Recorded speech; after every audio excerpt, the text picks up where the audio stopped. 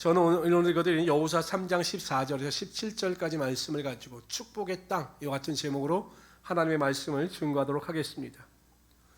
애굽에서 이스라엘 백성들이 430년 동안 종살이를 합니다. 처음에 요셉을 알던 왕이 즉위했을 때에는 이스라엘 백성들이 화평을 이뤘지만 요셉을 알지 못하던 왕이 즉위하자 폭정 가운데 이스라엘 백성들은 큰 고통을 당하게 되죠. 그 일로 인하여 하나님께 탄식할 때 하나님께서 모세를 통하여 이스라엘 백성들을 애굽에서 구원해 내셨습니다. 뿐만 아니라 적과 꿀이 흐르는 가나안 땅으로 그를 인도하셨습니다. 그런데 문제는 그들이 하나님 앞에서 범죄함으로 말미암아 40일이면 넉넉히 갈 수 있는 그 땅을 40년 동안 광야에서 방황을 하게 된 것입니다. 그 기간 동안 많은 변화가 있었습니다. 애굽에서 출애굽했던 그 1세대들이 광야에서 전부 죽임을 당하고 태어난 2세대들이 그 주를 이루게 됩니다. 여호수아와 갈렙을 제외하고는 오직 2세대들이 그 출애굽 가운데 동참하게 되었던 거죠. 또 모세를 이어서 여호수아가 이스라엘 민족의 지도자가 됩니다. 우여곡절과 요단 서편 땅에 이르게 됩니다. 바라보기만 하면 그 요단 동편 땅이 보여요. 저도 성지순례를 가보니까 저 멀찍이 보이는 겁니다.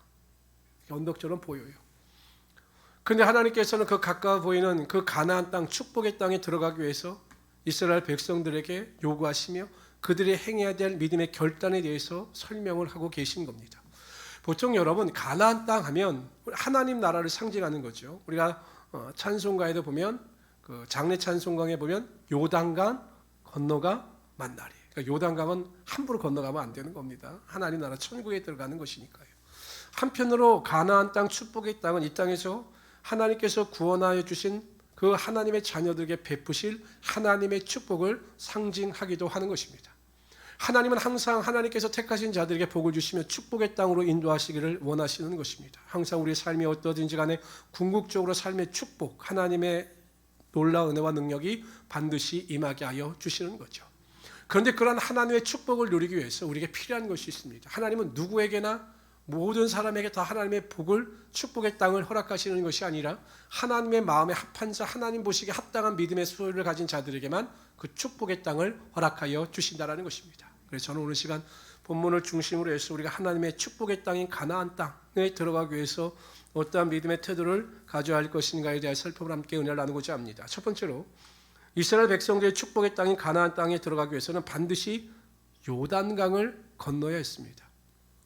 그러니까 요단강을 중심으로 해서 하나님의 축복의 땅인 가나안 땅은 요단 동편입니다. 그리고 이스라엘 백성들이 지금 머물고 있는 것은 요단 서편이었습니다. 그러니까 요단 동편으로 들어가기 위해서는 제가 잘못 설명한 것 같은데요. 그렇죠. 요단 동편, 요단 서편. 큰일 났네. 9시 때 설교 잘못했네요. 요단강을 중심으로 오른쪽이니까 요단 동편, 가나안 땅이 요단 서편입니다. 요단 동편에서 요단 서편으로 건너가야 했습니다. 그런데 이 요단강을 건너지 않고는 가나안 땅, 축복의 땅에 들어갈 수가 없었던 거죠. 그런데 여러분, 요단강을 건너는 게 용이하진 않았습니다. 그 당시에는 가장 수량이 많은 때였습니다.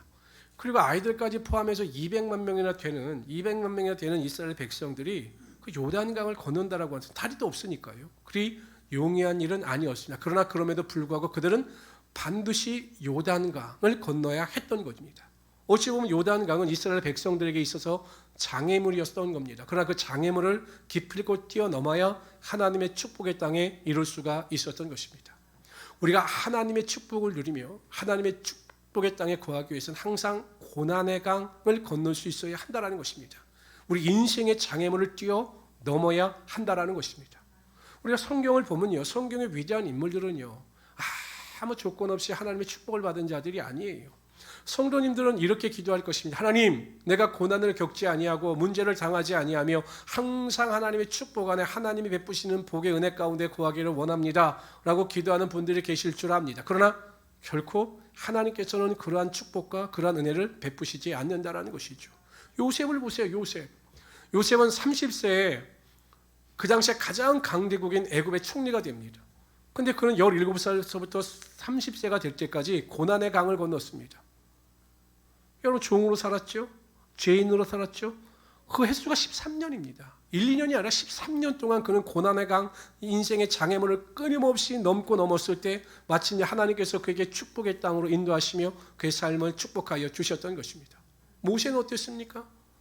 모세는 40년의 화려한 왕궁 생활도 보냈지만 40년 동안 광야에서 목자로서의 고난의 강을 경험했던 거죠. 인생의 장애물을 경험했던 것입니다. 그리고 마침내 때가 되면 하나님께서 그를 인도하여 주셔서 이스라엘 민족의 위대한 지도자로 삼아 주셨던 것입니다. 다윗도 마찬가지예요. 기름 부음을 받고 나서 왕으로서의 기름 부음을 받고 나서 10년 동안 사울 왕의 위협 앞에서 도망자의 삶을 살았습니다. 고난의 연속이었습니다. 환난의 연속이었습니다. 그러나 그가 하나님께 인정을 받으니 하나님께서 그를 높이시며 그 고난 가운데 하나님의 축복의 능력이 반드시 임하게 하여 주신 것입니다. 그래서 어떤 사람들이 이렇게 이야기합니다. 고난은 위장된 축복이다. 고난의 자체를 보면 고난이고 환난이고 문제이지만 그 내면을 들여다보면 하나님께서는 고난을 통해서 하나님의 영광과 하나님의 축복이 반드시 임하게 하여 주신다라는 것입니다. 그런데 왜 하나님께서 우리에게 고난을 허락하실까? 왜 하나님께서 우리에게 삶에 하나님의 환난을 당하게 하실까? 한 가지 이유밖에 없어요. 인간은 고난과 환난을 통해서 문제를 만남으로 성숙해 가기 때문입니다.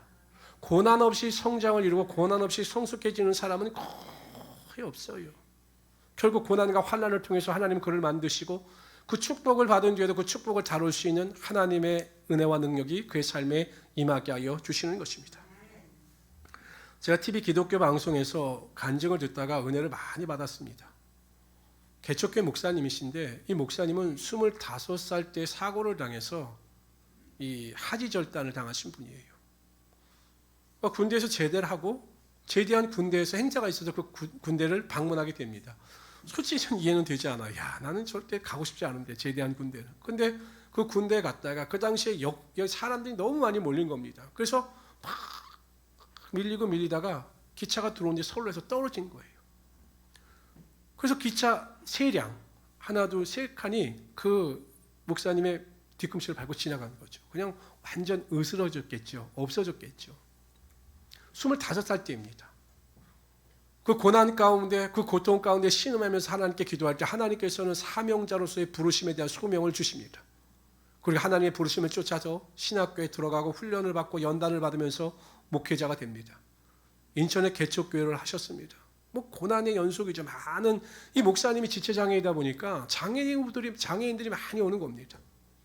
그때마다 이 목사님은 어려움이 있고 고통이 있고 좌절이 있지만 하나님께서 그 자신의 고난 가운데 베푸셨던 은혜를 기억하면서 나아갈 때 하나님께서 지금도 자신의 삶의 축복과 은혜를 임하게 하여 주신다라고 고백하고 있는 거죠.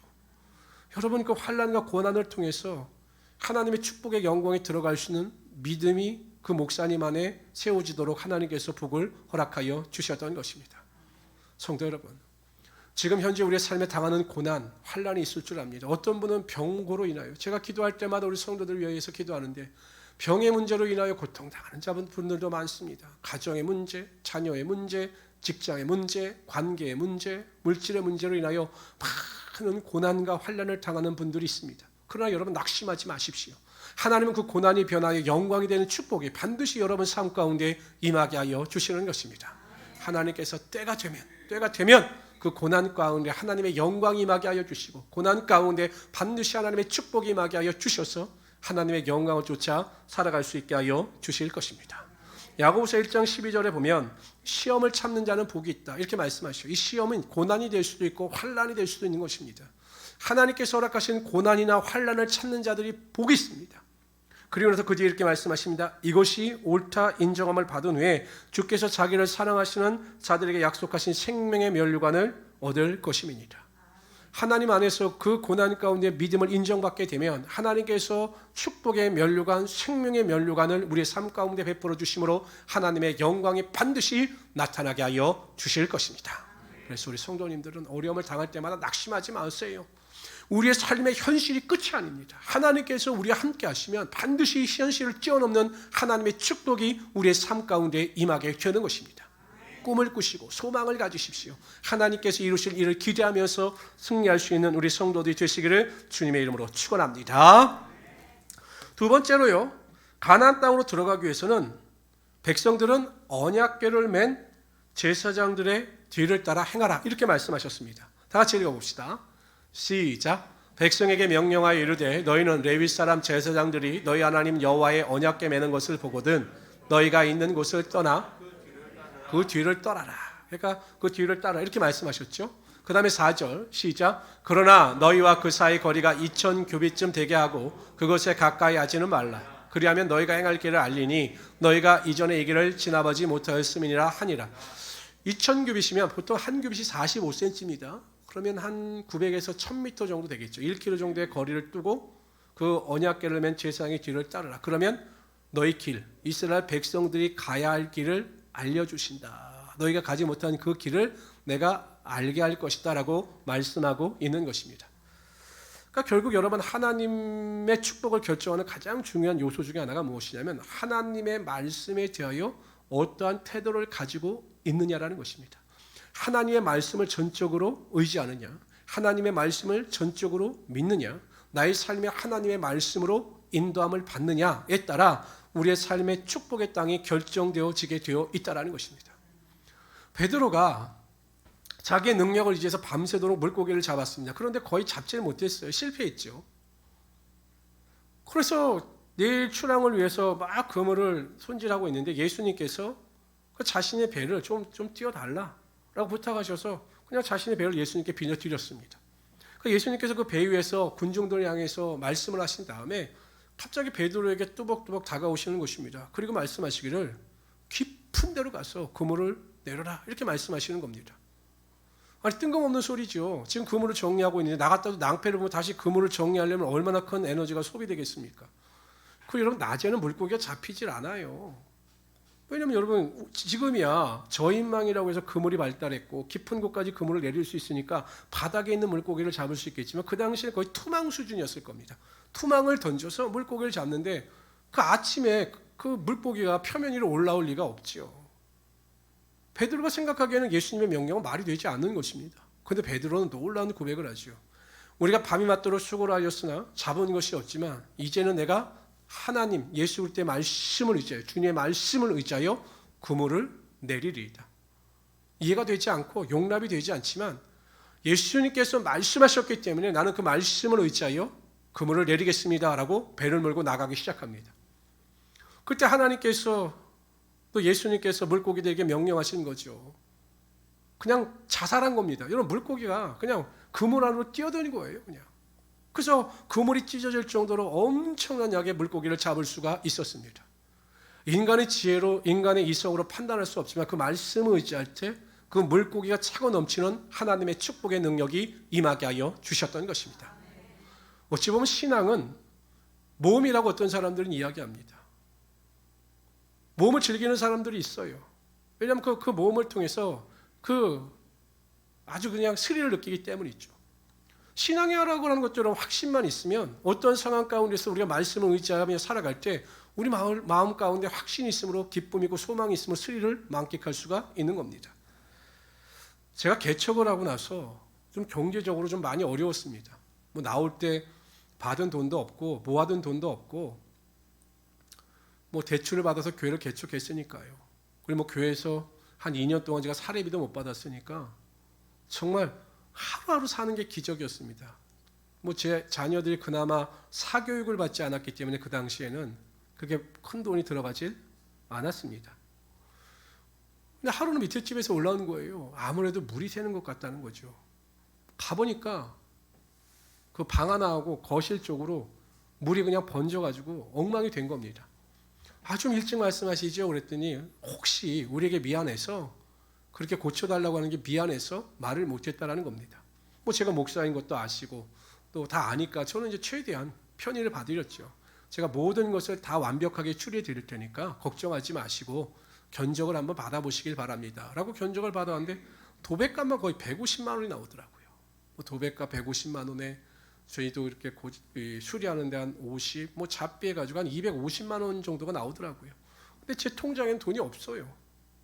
근데 여러분 생각해보세요. 고쳐줘야 되면 바로 수리하면 바로 돈을 줘야 되는데 제가 그때 하나님만을 바라볼 수밖에 없더라고요. 왜? 하나님께서 명령하셨고 개척하셨기 때문에 먹이시고 입히신 하나님께서 모든 필요를 채워주실 것이다 라고 하는 확신이 있었습니다. 그런데 제가 말씀을 부여잡고 기도했어요. 하나님께서 주시는 이 말씀을 믿고 기도하니 하나님께서 이 말씀대로 채워주십시오라고 기도했습니다. 그 말씀이 예레미야 33장 2절 3절입니다.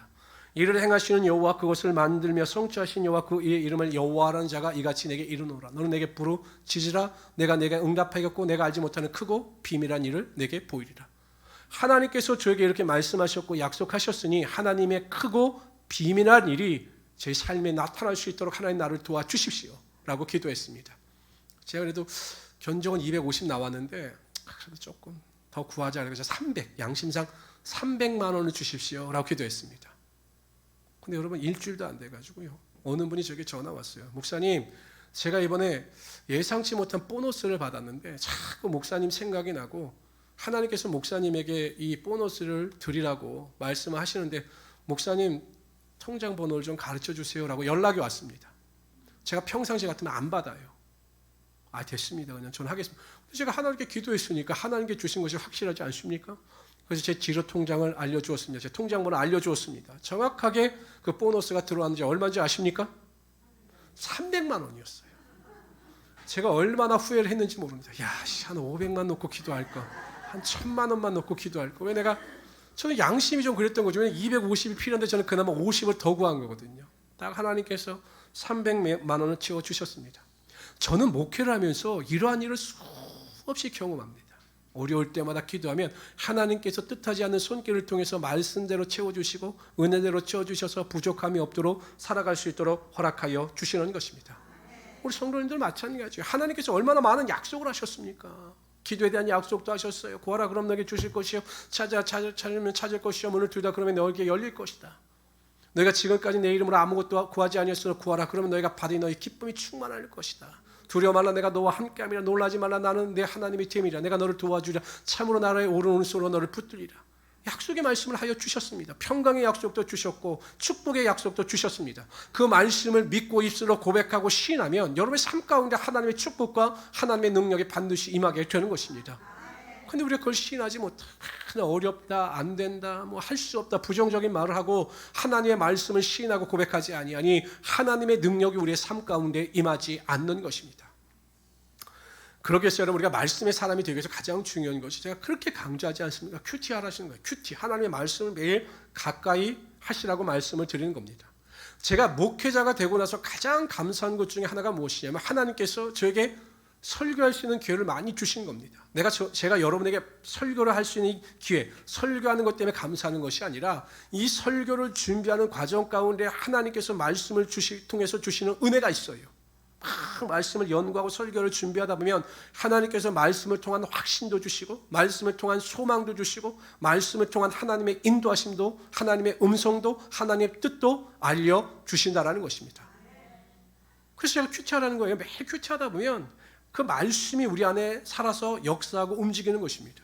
하나님의 말씀은 살아서 운동력이 있어 자유의 날선 어떤 검보다도 예리하여 혼과 영과 관절 및 골수를 찔러 쪼개기 까진다라고 말씀하시지 않았습니까? 말씀을 가까이 계속 묵상하면 믿음이 없는 사람이 믿음이 생기는 것이고 낙심한 사람이 소망을 가지게 되는 것이고 원망 불평하는 사람이 말씀을 통해서 감사하는 사람으로 변화되게 되어 있는 것입니다. 그런데 말씀을 가까이 하지 않잖아요. 생선을 파시는 분들은 그 몸에서 생선 냄새가 납니다. 고깃집을 운영하는 분들을 보면 항상 그 고기 태운 냄새, 고기 구운 냄새가 그 몸에서 떠나질 않아요.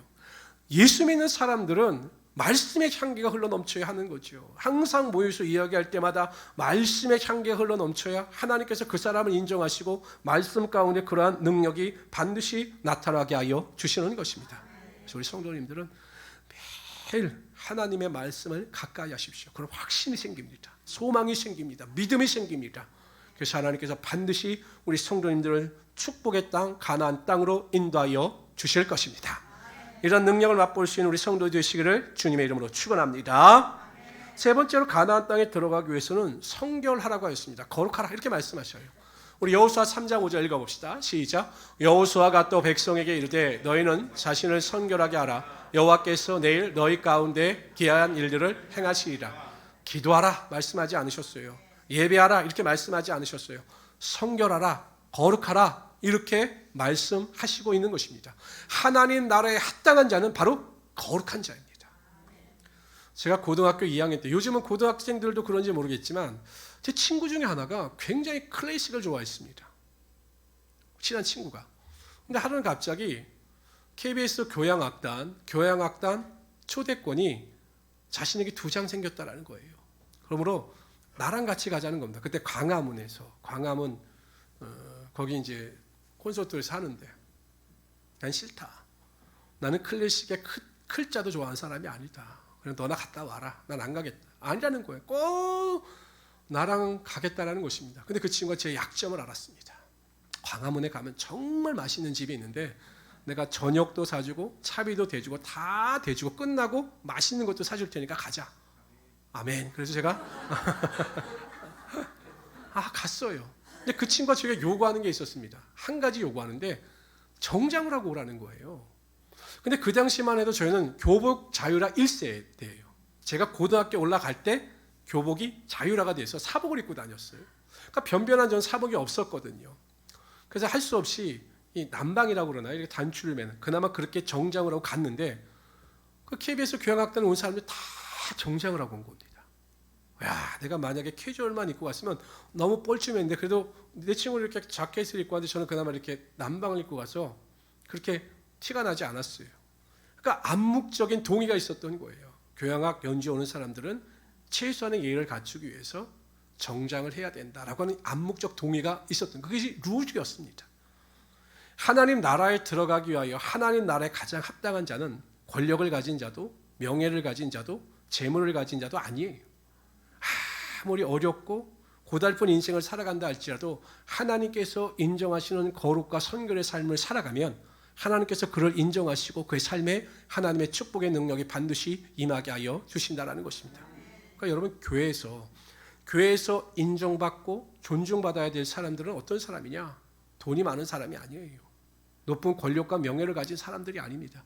이것은 세속의 기준이에요. 정말 교회가 있는데 돈이 많은 사람, 물질이 많은 사람이 존중받고 그 사람 위주로 교회가 돌아간다. 이것은 정말 교회가 교회답지 않은 거죠. 정말 거룩함과 선결함이 능력이 되어야 되고 항상 성도들은 그 거룩함과 선결함을 가지고 살아갈 수 있는 교회가 하나님께서 인정하시는 하나님이 기뻐하시는 교회가 될 수 있다는 것입니다. 성경에도 보세요, 여러분. 사드락과 메삭과 아벳느고가 풀무불에서 건짐을 받아요. 죽을 것을 뻔히 알면서도 풀무불에 들어갔는데 인자 같은 이가 있다. 예수님께서 가셔서 그들을 도우시고 그들을 풀무 가운데 건져내시죠. 다니엘이 하나님 앞에 기도함으로 말미암아 사자굴에 들어갑니다. 근데 하나님께서 사자의 입과 발을 막으셨어요. 그래서 그를 구원하여 주셨습니다. 왜 하나님께서 다니엘과 사드락과 메삭과 아벳느고에게 그러한 축복과 권능을 나타나게 하셨는가? 그 이유가 다니엘서 1장이 시작되면서 나오고 있어요. 다니엘서 1장부터 그들이 경험한 하나님의 능력, 하나님의 표적, 하나님의 기사 이야기가 아닙니다. 그들이 하나님 앞에서 얼마나 거룩하게 살려고 몸부림쳤는가에 대한 기록이 나와요. 왕에게 드려진 진미, 왕에게 드려진 그 음식을 자신의 거룩함을 위하여 거부합니다. 위기가 다가오고 어려움이 다가올 걸 알면서도 하나님 앞에서 성결하게 살기 위해서 그 왕의 진미를 거부하지요. 하나님께서 그 믿음을 보신 거예요. 거룩하게 살고자 하는 믿음, 성결하게 살고자 하는 그 믿음을 보셨기 때문에 하나님께서 그들을 축복하시며 그들을 높여주셔서 하나님의 영광이 나타나게 하여 주셨던 것입니다. 이 시대의 아픔이 무엇일까요? 저는 교회가 세속화되어지는 것이다라고 생각합니다. 교회가 세속화되어지는 가장 큰 이유 중에 하나가 성도들과 세상이 구별됨이 없다라는 거예요. 뭐가 구별됨이 있을까요? 나는 구원받아 하나님의 자녀가 되었습니다. 그리고 주일날 나와서 예배를 드립니다. 예배 드리는 것? 정말 세상에서 내가 믿지 않는 자들과 구별되어지는 것이 뭐가 있을까요? 물론 표면적인 것도 많죠. 행위에 있어서 마찬가지죠. 제가 고등학교 다닐 때만 하더라도 그냥 교회 다니는 사람들은 술과 담배를 하지 않는다. 이게 그냥 일상화가 되어 있었습니다. 그래서 교회 안에서 성도들은 항상 그것이 일반적인 하나님의 거룩함을 나타내는 믿음의 행위였다 이렇게 생각을 했어요. 근데 요즘에는 안 그렇더라고요. 교단 중에서는 목사님들도 술을 마시는 교단도 있고 성도들 중에서는 술과 담배에 대해서 너무 관대한 분들이 너무나 많아졌어요. 세월이 바뀐다고 해서 하나님의 진리는 바뀌지 않는 것입니다. 우리의 거룩함을 다른 사람들에게 나타내 보일 수 있어야 한다는 것이죠. 우리는 말도 거룩해야 합니다. 예수 믿는 사람들은 모이면 좀 달라야 돼요. 세상 사람들과 똑같이 육신에 속한 말을 하고 세상 사람들을 판단하고 정죄하고 미워하는 일을 하고 이런 것 하나님께서 기뻐하지 않으십니다. 우리의 마음과 생각도 거룩해야 합니다. 하나님 우리의 폐부와 심장을 보시는 하나님이 되시는 거죠. 그렇기 때문에 정말 말과 생각도 거룩해야 하는 것입니다. 하나님이 코란데오의 하나님의 믿음을 가지고 살아가야 되는 거겠죠. 여러분들 믿으십니까? 정말 하나님께서 내 폐부와 내 심장을 보고 계신다, 내 생각을 보고 계신다라는 사실을 믿으십니까? 아멘? 하나님이 그런 하나님이세요. 저는 그게 두려운 거죠. 가끔 저는 그런 생각을 합니다. 이렇게 생각을 하면 성도들 놓고 막 기도를 하면 너무 기분이 좋아요. 우리 성도님들 놓고 기도하면 너무 기분이 좋아요. 근데 가끔 어떤 성도들 놓고 기도하면 가슴이 답답합니다. 자꾸 판단하려고 그래요. 그러다 깜짝 놀라죠. 왜냐하면 하나님께서는 내 생각을 아시기 때문에, 내 생각을 보시기 때문에, 내가 다른 사람을 판단하는 것을 보시기 때문에 즉시 그 자리에서 회개하고 다시 하나님의 마음을 가지고 살아가는 것입니다. 성도 여러분, 거룩함이 우리의 능력이에요. 하나님께서는 성별화의 거룩함을 가지고 살아가는 자들을 붙잡아 주시고 그의 삶에 하나님의 능력이 반드시 나타나게 하여 주시는 것입니다. 히브리서 12장 4절을 보시세요. 너희가 죄와 싸우되 아직 피 흘리기까지는 대항치 아니하였다. 이렇게 말씀하셔요. 언제까지 싸워야 되느냐? 피 흘리기까지 싸우라는 겁니다. 처절하게 죄와 싸움으로 하나님의 영광을 나타내라는 것입니다. 우리 성도님들은 항상 거룩함의 은혜와 능력을 가지고 하나님께 영광을 돌리며 살아갈 수 있는 하나님의 귀한 성도들이 되시기를 주님의 이름으로 축원합니다. 네 번째로요, 가나안 땅에 들어가기 위해서는 제사장들이 요단강에 먼저 발을 담그라고 말씀하셨어요. 그러면 요단강이 멈춰지게 될 것이라고 말씀하셨죠. 제사장들의 마음속에 믿음이 있었습니다. 우리가 요단강에 발을 내디디면 요단강 물에 발을 내딛는 순간 요단강이 멈추게 될 것이다 라고 하는 믿음이 있었습니다. 그런데 하나님께서 그 믿음을 보시고 요단강 물을 멈추게 하시는 것이 아니에요. 제사장들이, 언약궤를 맨 제사장들이 직접 걸어가서 그 빠른 물결을 바라보면서 요단강에 발을 내딛었을 때 그 물이 그쳐지게 되었던 거죠. 내려오는 물은 계속 벽처럼 쌓이게 되고 내려왔던 물은 사해 바다로 흘러가게 되므로 평지가 되어 이스라엘 백성들이 요단강을 건너갈 수가 있었던 것입니다.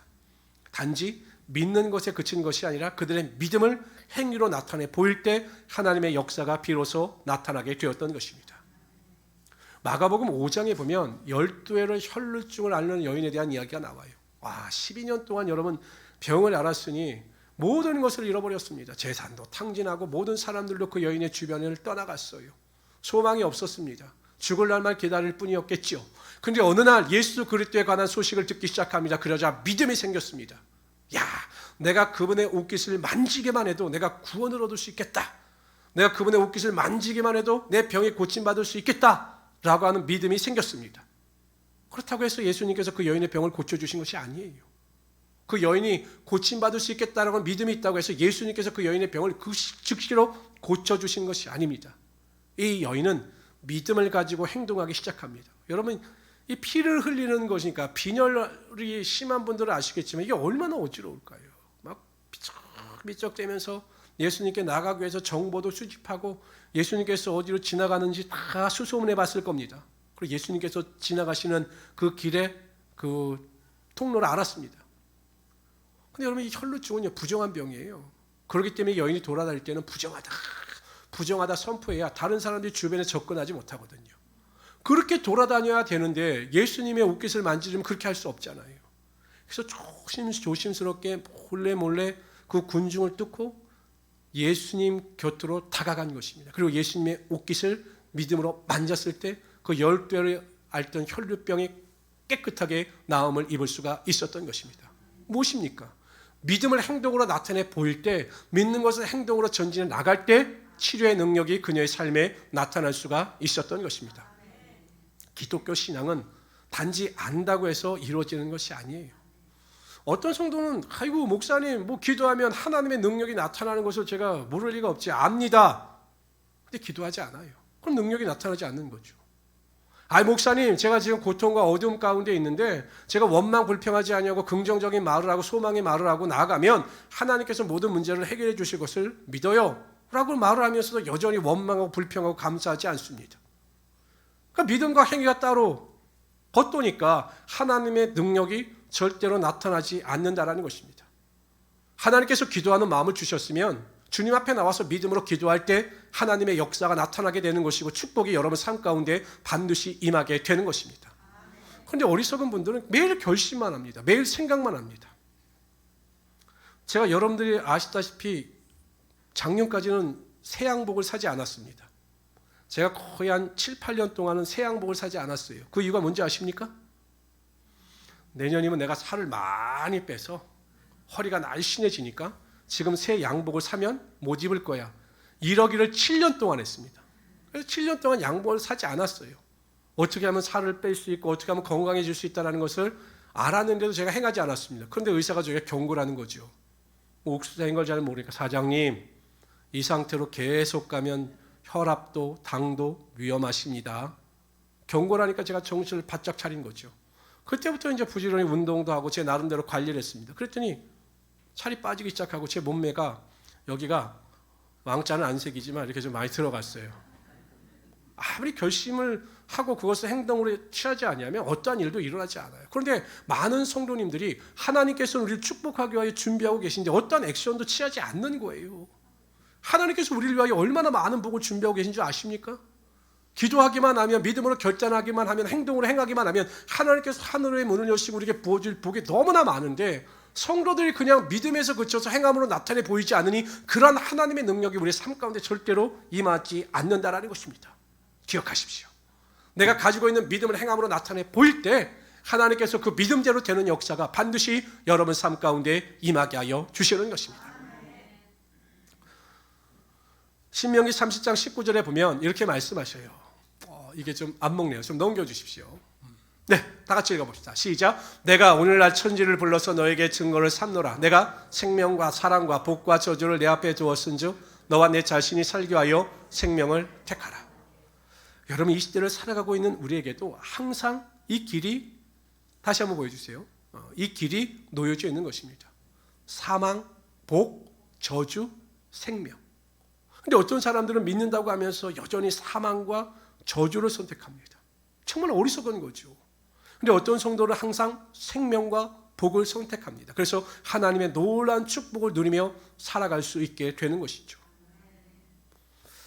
제가 어떤 청년과 상담하다 보니까 그 청년은 결혼하지 않겠다는 거예요. 그게 왜 그런가 말을 안 하는데 제가 가만히 보니까 자신이 처한 환경이 결혼을 하기에는 맞지 않다는 거죠. 누가 우리 가정에 시집을 올까? 누가 우리 가정에 장가를 올까? 그래서 결혼에 대한 생각이 전혀 없는 것 같아요. 그런데 여러분 하나님은 우리의 한계를 탓하지 않으셔요. 우리의 상황이 어떠하든지 간에 우리가 생명을 선택하고 복을 선택하면 하나님께서 전혀 상관없이 우리의 삶에 하나님의 축복이 반드시 임하게 하여 주시는 거죠. 근데 자꾸 우리는 육신의 눈으로 우리의 환경을 바라보고 판단합니다. 아이고 안 돼. 될 수가 없어. 나의 한계야. 우리 집안의 한계야. 우리 가정의 한계야. 라고 한계를 정합니다. 아니에요. 우리가 하나님 보시기에 합당한 믿음을 가지고 전진해 나가면 그래서 생명과 복을 선택하면 하나님 반드시 우리의 삶의 축복의 땅으로 인도하시며 우리의 삶의 축복이 임하게 하여 주시는 것입니다. 목사님 어떻게 그렇게 자신하십니까? 저는 하나님의 말씀을 믿을 뿐만 아니라 저를 통해서 축복하시는 하나님의 능력을 맛보았기 때문입니다. 제가 개척할 때요 모든 사람들이 안 된다고 그랬습니다. 아무것도 없는데 가진 것도 없는데 무슨 교회라고 무슨 교회를 개척하려고 하느냐라고 저를 말렸습니다. 그 나이에 무슨 개척을 하려고 하느냐라고 저를 말렸습니다. 그런데 하나님의 음성이 너무나 강력했기 때문에 하나님께서 부르심에 대한 확신이 너무 강력했기 때문에 제가 교회를 개척한 거죠. 저는 솔직히 세종시에다 교회를 개척하려고 했습니다. 그런데 하나님께서 이 관양동에 대한 부르심을 부어주셔서 개척을 한 거죠. 하나님은 축복의 땅으로 인도하셨고 지금까지 한 번도 저를 실망시키지 않으셨어요. 모든 필요를 채워주시고 또 구하는 것이나 생각하는 것보다 넘치도록 하나님의 복이 임하게 하여 주셨던 것입니다. 저는 제가 만나고 경험했던 하나님의 축복을 여러분들도 경험하며 살아가기를 원합니다. 그러게 첫 번째, 고난이 다가올 때마다 환난이 다가올 때마다 문제가 다가올 때마다 원망하고 불평하지 마세요. 어느 성도들은 저에게 이야기합니다. 아이고 목사님의 가정의 문제도 그렇고 성도들의 문제도 그렇고 목사님 목회하는 거 힘들지 않습니까? 그럼 제가 그렇게 이야기합니다. 그래서 목회자가 필요한 겁니다. 그래서 목회자가 영적으로 깨어 있을 수밖에 없는 것입니다. 아무리 고난과 환난이 있다 할지라도 저는 믿습니다. 그 고난의 변화에 영광이 되고 고난의 변화에 축복이 되는 것을 저는 믿습니다. 오히려 문제를 통해서 역사하실 하나님의 능력을 기대합니다. 여러분들도 마찬가지예요. 아무리 어려운 문제를 가지고 있다 할지라도 낙심하거나 절망하거나 원망하거나 불평하지 마시고 하나님을 기대하면서 하나님을 더욱더 의지하면서 살아갈 수 있는 우리 성도들이 되시기를 주님의 이름으로 축원합니다. 두 번째, 말씀의 사람이 되십시오. 항상 하나님의 말씀을 가까이 하십시오. 하나님의 말씀을 읽고 묵상하십시오. 세 번째, 성결하고 거룩한 삶을 살아가시길 바랍니다. 항상 세상과 구별되는 삶, 나는 하나님께 속한 자고 하나님의 자녀다라고 하는 그 믿음의 정체성을 가지고 거룩함을 쫓아 살아가시는 우리 성도들이 되시기를 바랍니다. 마지막 네 번째, 결단하십시오. 믿는 것을 행함으로 나타내 보이십시오. 기도하십시오. 예배하십시오. 헌신하십시오. 수고하십시오. 하나님의 영광을 구하십시오. 그러면 하나님께서 책임져 주시고 여러분의 삶을 인도하여 주실 것입니다. 이런 믿음의 능력을 가지고 승리하신 우리 성도 되시기를 주님의 이름으로 축원합니다.